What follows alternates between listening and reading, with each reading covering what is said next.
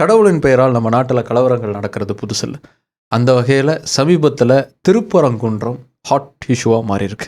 February 4 144 தடை உத்தரவையும் தாண்டி கிட்டத்தட்ட 5000க்கும் மேற்பட்ட இந்து சகோதரர்கள் ஒன்றா சேர்ந்து இந்த திருப்பரங்குன்ற இஷ்யூக்காக ஒரு பெரிய போராட்டத்தை வந்து நடத்தியிருக்காங்க. அதே சமயத்தில் அவங்க நடத்துகிற போராட்டங்கிறது சரியானது கிடையாது, இது எங்கள் மத நம்பிக்கையை சார்ந்தது, அதை தடுக்கிறதுக்கு இவங்க யார் அப்படின்னு சொல்லி இஸ்லாமிய சகோதரர்கள் வந்து அதுக்கு எதிர்ப்பு வந்து தெரிவிச்சிருக்காங்க. சரி, இவங்க 2 பேருக்குள்ளே என்ன நடக்குது? திருப்பரங்குன்ற இஷ்யூவுடைய காரணம் என்ன, அதோடைய வரலாறு என்ன, இந்த மலையும் சுற்றி இருக்கக்கூடிய பகுதிகளிலையும் ஏன் இவ்வளோ பெரிய பிரச்சனைகள் உருவாகுது அப்படிங்கிறத தான் இன்றைக்கி நம்ம முழுசாக டீட்டெயிலாக பார்க்க போகிறோம். ஹிஸ்டாரிக்கல் ரெக்கார்ட்ஸ் எல்லாம் அடிப்படையாக வச்சு. Welcome to big bang Bogan. நான் உங்கள் போகன். திருப்பரங்குன்றம் யாருக்கு சொந்தம் பார்த்துடலாம் வாங்க.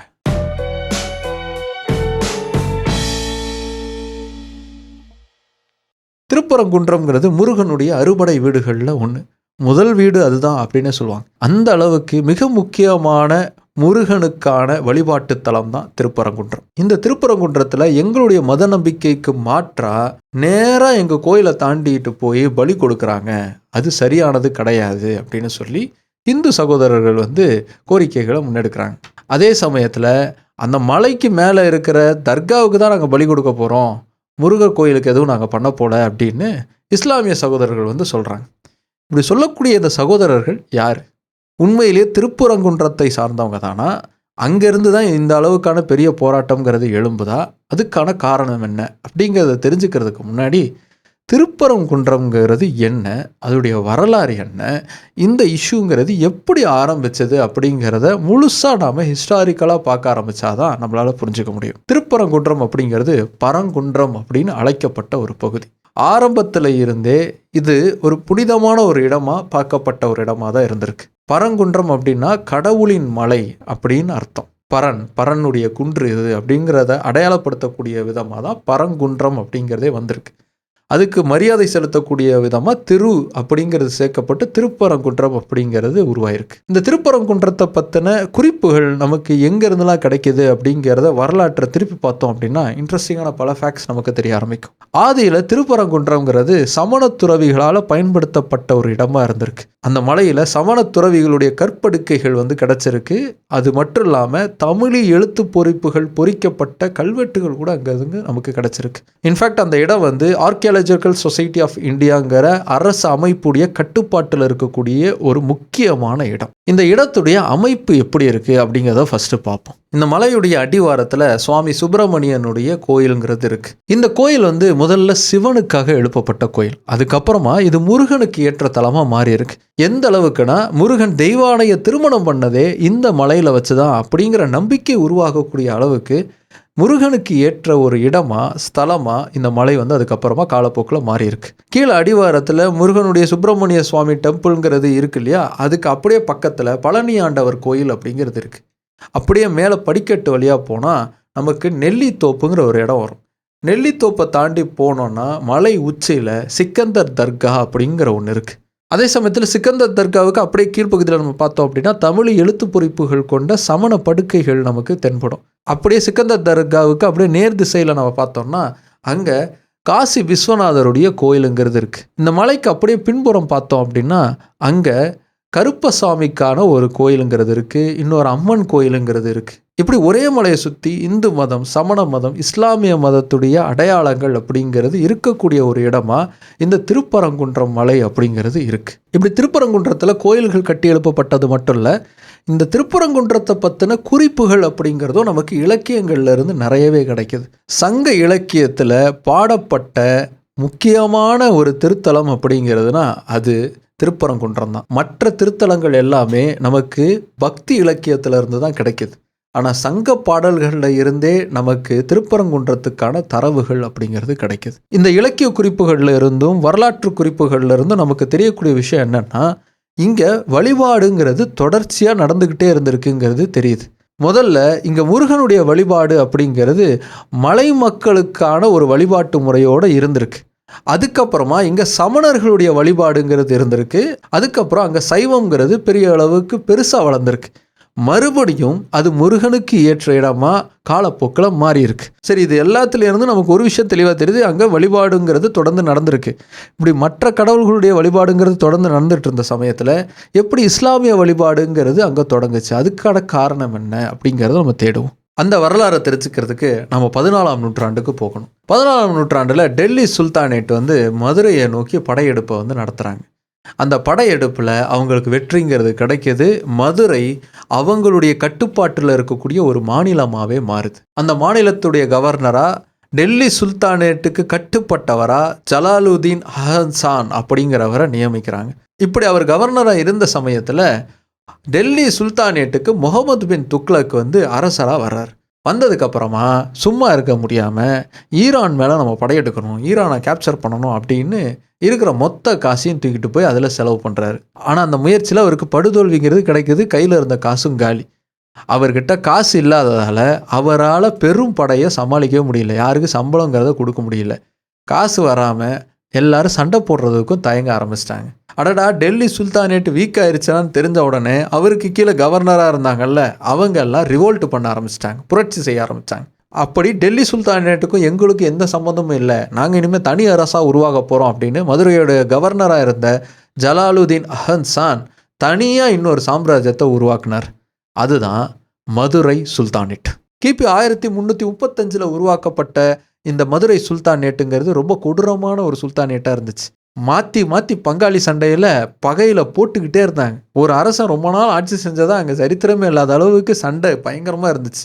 33 வருஷத்தில் கிட்டத்தட்ட 8 சுல்தான்கள் அந்த மதுரை சுல்தானேட்டில் மாறி மாறி ஆட்சி செஞ்சாங்க. அப்படி ஒரு சூழலில் அந்த சுல்தானேட்டுடைய கடைசி அரசராக வந்தவர் தான் அலாலுதீன் சிக்கந்தர் ஷா. கிபி 1368 பதவிக்கு வந்த அவர் கிபி 1378 10 வருஷத்தில் மரணம் அடைகிறார். அவர் மரணம் அடைகிறதுக்கான காரணம்ங்கிறது விஜயநகர பேரரசு. விஜயநகர பேரரசு மதுரையை நோக்கி படையெடுத்துட்டு வர்றாங்க. அவங்கள சமாளிக்க முடியாமல் திருப்பரங்குன்றத்து மலை மேலே போய் தஞ்சம் அடைகிறாரு சிக்கந்தர் ஷா. அப்படி போய் தஞ்சம் அடைஞ்ச அவரை தேடி விரட்டிக்கிட்டு போய் அவரை மலையில் வச்சு படுகொலை செய்கிறாங்க. அப்படி படுகொலை செய்யப்பட்ட அவருடைய நினைவாக அவருடைய படை வீரர்கள் அங்கே ஒரு குட்டி தர்காவை கட்டி எழுப்புறாங்க. அதுதான் இன்னைக்கு இருக்கக்கூடிய சிக்கந்தர் ஷா தர்கா அப்படின்னு சொல்லுவாங்க. ஆனால் தர்கா கட்டப்பட்டது இந்த சிக்கந்தர் ஷாவுக்கு கிடையாது. அந்த சிக்கந்தர் ஷா கிபி 12ஆம் நூற்றாண்டு காலத்தை சார்ந்தவர் அப்படின்னு சொல்லுவாங்க. கிபி 1185 நடந்த சம்பவம் அது. அதை தெரிஞ்சுக்கிறதுக்கு நாம் கிபி 8ஆம் நூற்றாண்டுக்கு போகணும்.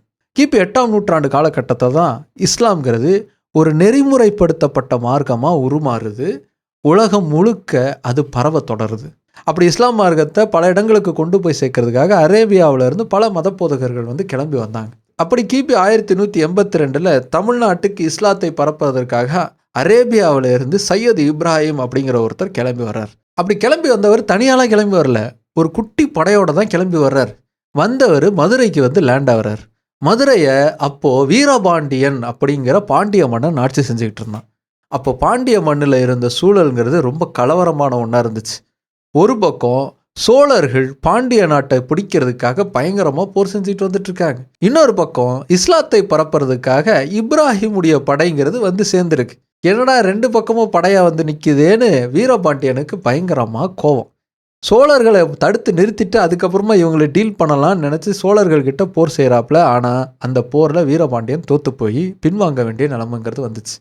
சரி, பின்வாங்கினதான் வாங்கிட்டோம், இந்த படையை திரட்டிட்டு வந்திருக்கிறவங்களை விரட்டி விடுவோன்னு சொல்லி இந்த இஸ்லாத்தை பரப்புறதுக்காக வந்தாங்கல்ல இப்ராஹிம் குழு, அவங்க கிட்ட சண்டை போடுறதுக்காக போகிறார். ஆனால் அந்த சண்டையில் இப்ராஹிமுடைய படைங்கிறது பாண்டியர்களுடைய படையை தோக்கடிக்குது.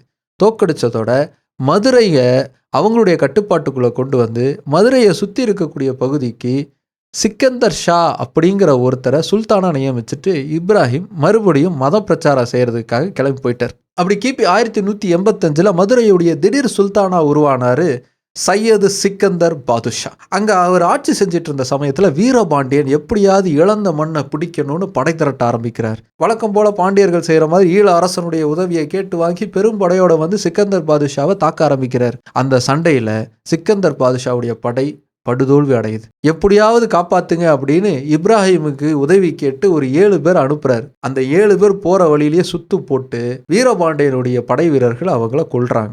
எந்த வகையிலே உதவிங்கிறது இல்லை. பயங்கரமான இறை நம்பிக்கை கொண்ட சிக்கந்தர் பாதுஷா இனிமே இறைவன் விட்ட வழி அப்படின்னு சொல்லி திருப்பரங்குன்றத்துடைய மலைக்கு போய் தஞ்சம் அடைகிறாரு ஒரு சின்ன படையோட. சிக்கந்தர் பாதுஷா திருப்பரங்குன்ற மலையில் இருக்காருன்னு தெரிஞ்ச உடனேயே வீரபாண்டியனுடைய படைங்கிறது அங்கே கிளம்பி போகுது. அங்கே வச்சு அவரை படுகொலை செய்யுது. இந்த விஷயம் கேள்விப்பட்ட உடனே வீரபாண்டியனுக்கு மனசு தாங்கலை. என்னதான் இருந்தாலும் எல்லா படையும் இழந்த ஒரு அரசனை நம்ம கொண்டிருக்கக்கூடாதுன்னு ஃபீல் பண்ணி அங்கே ஒரு குட்டியாக அவருக்குன்னு ஒரு நினைவு மண்டபத்தை எழுப்புனார். அதுதான் அதுக்கப்புறமா தர்காவாக மாறுச்சு அப்படின்னு சொல்லுவாங்க. இப்போ கிபி 12ஆம் நூற்றாண்டிலே ஒரு சிக்கந்தர் இருந்திருக்காரு, கிபி 14ஆம் நூற்றாண்டிலே ஒரு சிக்கந்தர் இருந்திருக்காருங்கிறதுனால எந்த சிக்கந்தருடைய தர்கா இது அப்படிங்கிறத உறுதியாக சொல்ல முடியல. ஆனால் ஒரு சில வரலாற்று ஆய்வாளர்கள் உறுதியாக அது 12ஆம் நூற்றாண்டை சார்ந்த சிக்கந்தர் பாதுஷாவுடைய தர்காவாக தான் இருக்கணும். ஏன்னா அதை பற்றின நிறைய குறிப்புகள் அப்படிங்கிறது அந்த காலகட்டத்தில் இருந்தே நமக்கு கிடைக்கிறது அப்படின்னு சொல்லியிருக்காங்க.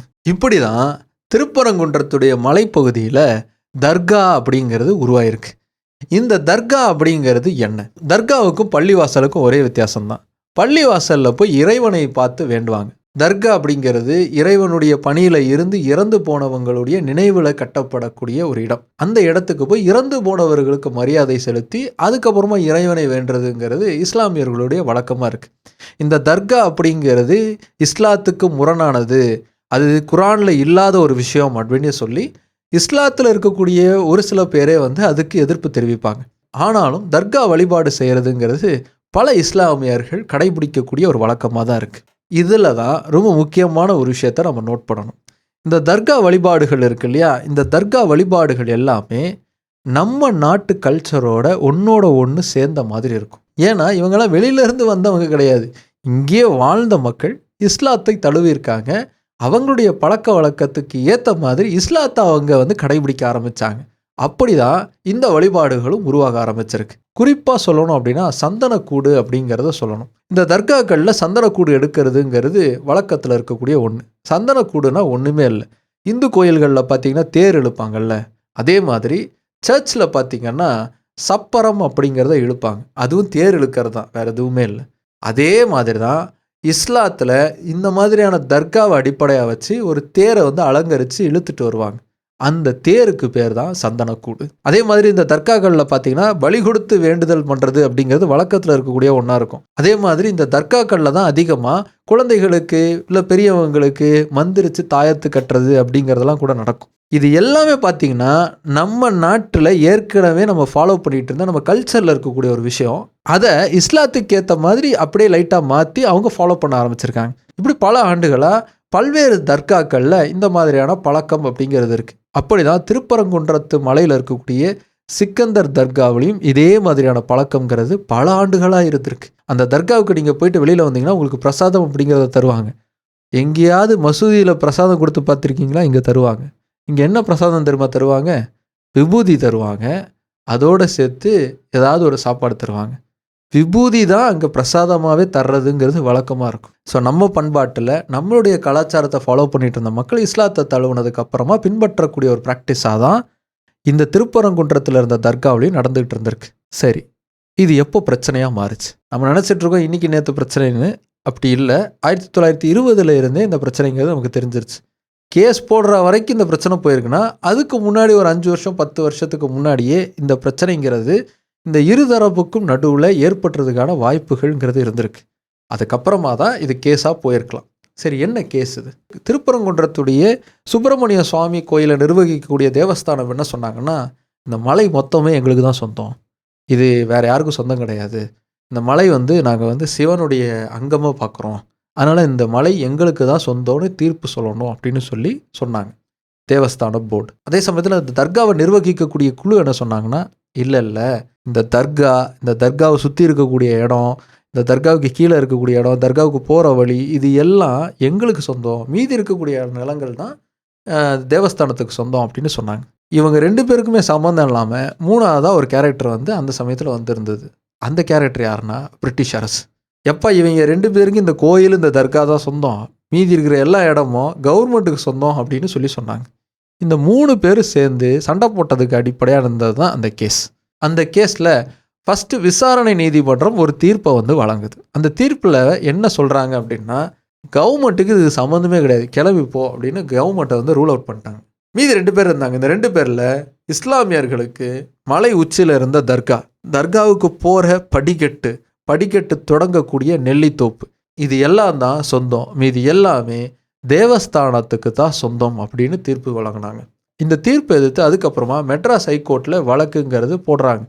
அந்த வழக்கு யார் போடுறா அப்படின்னா இஸ்லாமியர்கள் போடுறாங்க. இது எப்படிங்க இந்த இடம் மட்டும்தான் சொந்தம் சொல்லலாம், நாங்கள் கேட்ட மாதிரி இந்த பகுதி முழுக்கவுமே எங்களுக்கு சொந்தம்னு சொல்லுங்கள் அப்படின்னு சொல்லி அதை எதிர்த்து மேல்முறையீடுங்கிறத செய்கிறாங்க.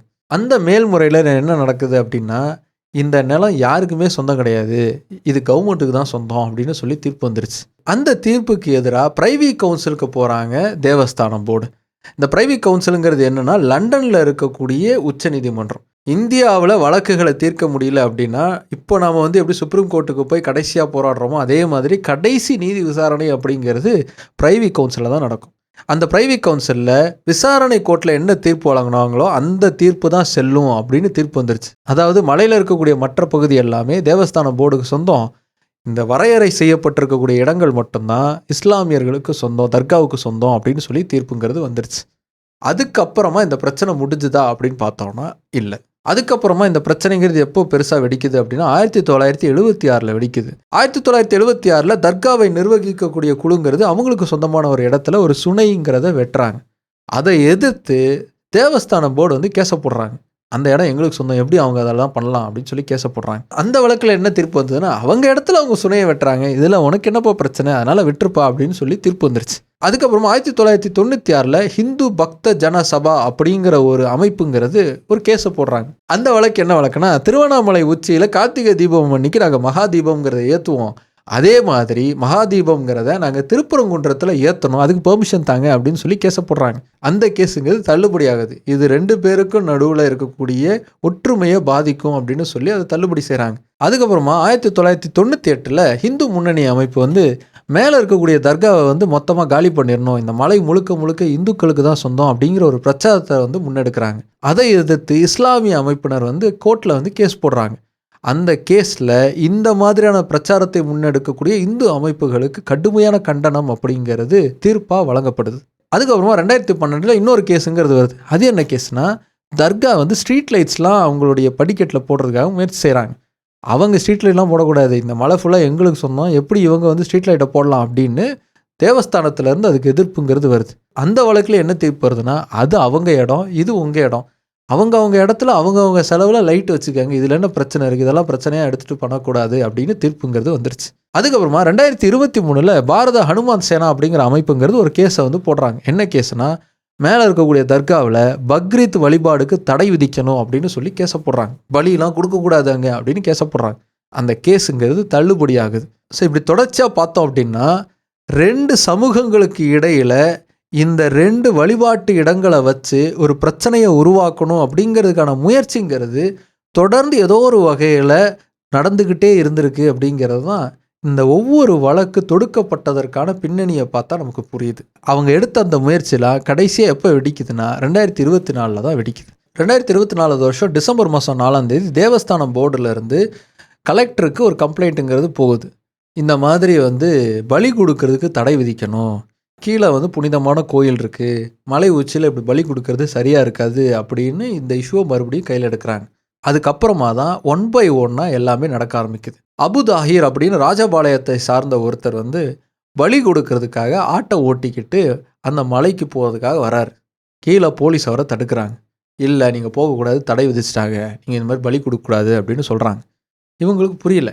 உடனே அங்கேருந்து இஸ்லாமியர்கள்லாம், என்னங்க வழக்கமாக நாங்கள் கொடுக்கறதுன்னு என்னங்க புதுசாக சொல்கிறீங்கன்னு கேட்குறாங்க. எங்களுக்கு தெரியாது, தடை போட்டாங்க, நீங்கள் அங்கே போய் கேளுங்கன்ட்டாங்க போலீஸ். உடனே கலெக்டர் சங்கீதாவை போய் தர்கா நிர்வாகிகள் பார்த்து, என்னங்க இந்த மாதிரி தடைன்னு சொல்கிறாங்க என்னன்னு சொல்லி மனு கொடுக்குறாங்க. அதுக்கு அவங்க என்ன சொல்கிறாங்கன்னா, வருவாய் கோட்டாட்சியர் விசாரணை பண்ணி உங்களுக்கான தீர்வை சொல்லுவார் அப்படின்னு சொல்கிறாங்க.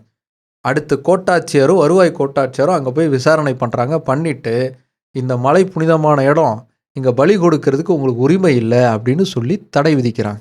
அதுக்கப்புறமா அதை எதிர்த்து இஸ்லாமிய அமைப்புகள் பெரிய அளவுக்கான போராட்டத்தை முன்னெடுக்கிறாங்க. அந்த போராட்டத்துக்கு தமிழ்நாடு வக்ஃப் போர்டுடைய தலைவரும் ராமநாதபுரம் எம்பியுமான நவாஸ்கனி தலைமை ஏற்று போராட்டத்தை நடத்துகிறார். அந்த போராட்டத்துக்கு நடுவில் பசிச்சதுன்னு பிரியாணி சாப்பிட்றாங்க. அந்த ஃபோட்டோவை எடுத்து போட்டு கோயில் வாசலில் வச்சு பிரியாணி சாப்பிட்டாங்க, கோயில் படியில் வச்சு பிரியாணி சாப்பிட்டாங்க, இதுதான் இவங்க பண்ணக்கூடிய போராட்டமா அப்படின்னு சொல்லி அது ஒரு பிரச்சனையாக பெருசாக வந்து கிளப்பி விடப்பட்டுச்சு. இப்படி தொடர்ந்து இந்த மாதிரி கம்யூனல் கிளாஷுங்கிறது ரொம்ப ஸ்ட்ராங்காக உருவாக்கப்பட்டதுக்கு அப்புறமா நாங்கள் பெரும் எண்ணிக்கையில் வந்து பெரிய அளவுக்கு போராட்டத்தை வந்து நாங்கள் வந்து திருப்பரங்குன்றத்தில் செய்ய போகிறோம், அதுக்கு பெர்மிஷன் தாங்கன்னு சொல்லி கேட்குறாங்க இந்து அமைப்புகள். அந்த மாதிரி பெரிய போராட்டம்லாம் நடத்தக்கூடாது, வெளியிலேருந்து யாரும் ஊருக்குள்ளே வரக்கூடாது அப்படின்னு மதுரையில் 144 தடைங்கிறது விதிக்கப்படுது. ஆனால் 144 தடை போட்டோம், கிட்டத்தட்ட 2000-3000 பேருக்கு மேலே ஒன்றா சேர்ந்து மதுரையில் ஒரு பெரிய போராட்டம் அப்படிங்கிறத நடத்தியிருக்காங்க. இது முழுக்க முழுக்க தமிழ்நாடு அரசுடைய அட்மினிஸ்ட்ரேஷனல் பிளண்டர் அப்படின்னு தான் சொல்லணும். முதல்ல இந்த பழக்கங்கிறது ரொம்ப காலமாக இருந்திருக்கு. 2 தரப்புக்கும் தொடர்ந்து பேச்சுவார்த்தை அப்படிங்கிறது நடந்துக்கிட்டு தான் இருக்குது. இது எல்லாத்துக்கும் நடுவில் திடீர்னு தடைங்கிறது அறிவிக்கப்படாமல் கொண்டு வரப்பட்டிருக்கு. அதை எதிர்த்து இவங்க பேச போய் அது மறுபடியும் இன்னொரு பிரச்சனையை பூதாகரமாக கிளப்பி விட்டு அதுக்கப்புறமா 144 தடைன்னு சொல்லியும் இவ்வளோ பேரை வந்து ஒன்றா சேர்கிறதுக்கு இடம் கொடுத்துருக்காங்க. சரி, இப்போ இந்த போராட்டம் நடத்துனதுங்கிறது இந்து மக்களுடைய உணர்வை வெளிப்படுத்துது, நீங்கள் எப்படி அதை குறை சொல்லலாம் அப்படின்னு ஒரு சில பேர் கேள்வி எழுப்பலாம். நியாயமான கேள்வி, அதில் எந்த விதமான தப்பும் கிடையாது. சரி, அது சரியா அப்படிங்கிற ஆங்கிளில் நம்ம முதல்ல பார்க்கலாம். முருகன் யார்? முருகன் ஒரு வேடர் குல தலைவனாக இருந்திருக்கார், ஒரு மன்னனாக இருந்திருக்கார். அவருடைய வழிபாடு அப்படிங்கிறது நம்ம ஆடு வெட்டி பலியிடுற முறையில் தான் இருந்திருக்கு. இதை நான் சொல்லலை, சங்க இலக்கியம் நமக்கு சொல்லுது. திருமுருகாற்றுப்படை அப்படிங்கிறது முருகனை பாட்டுடை தலைவனாக கொண்டு பாடப்பட்ட இலக்கியம். மற்ற ஆற்றுப்படைகள்லாம் பார்த்தீங்கன்னா பாடிய புலவர்களுடைய பெயர்கள் இருக்கும், பாடப்பட்ட தலைவனையே பேராக கொண்ட ஒரு ஆற்றுப்படை தான் திருமுருகாற்றுப்படை. இந்த திருமுருகாற்றுப்படை தான் முருகனுடைய அறுபடை வீடுகளை அடையாளப்படுத்தின ஒரு இலக்கியம். இதில் திருப்பரங்குன்றம் பற்றின குறிப்புகளும் இருக்குது, முருகனுடைய வழிபாடுங்கிறது எப்படி இருந்திருக்கு அப்படிங்கிற குறிப்புங்கிறது இருக்குது.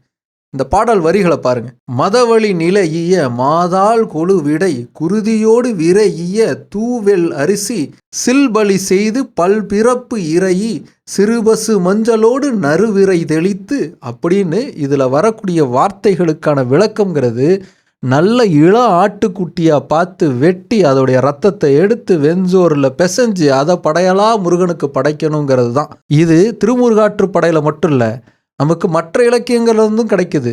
குறுந்தொகையுடைய 362வது பாடல் எடுத்து பார்த்தோம் அப்படின்னா, முருகு அயர்ந்து வந்து முதுவாய் வேலை சினவல் ஓம்பு மதி வினவுவது உடையேன் பல்வேறு உருவின் சில் அவில் மடையோடு சிறு மறி கொன்று இவள் நறு நுதல் நீவி வணங்கினை கொடுத்தி ஆயின் அணங்கிய அப்படின்னு வரக்கூடிய இந்த வார்த்தைகளில் சின்ன ஆட்டை வெட்டி அதோடைய ரத்தத்தை எடுத்து முருகனுக்கு நீ படையாளா படைச்சா அவன் எடுத்துப்பாடும் அப்படின்னு கேள்வி கேட்குற மாதிரி வரும்.